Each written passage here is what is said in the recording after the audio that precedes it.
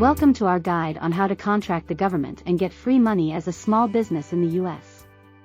In this video, we'll walk you through the exact process needed to succeed. The first step to contracting the government as a small business is to get your SAM ID from sam.gov.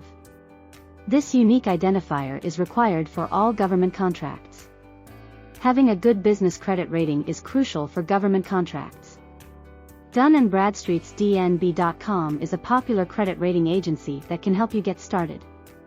Joining your local EOC or Chamber of Commerce can provide valuable resources and networking opportunities for small businesses looking to contract with the government.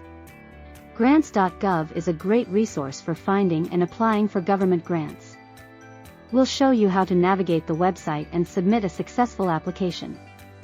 SBA.gov offers a variety of loans and grants for small businesses. It's just free money for anyone to apply for.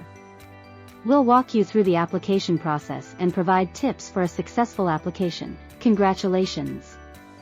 You now know the basic process needed to contract the government and get free money as a small business in the US. Contact us at webupdates.net to learn how we can help guide you through the process with detailed specific information.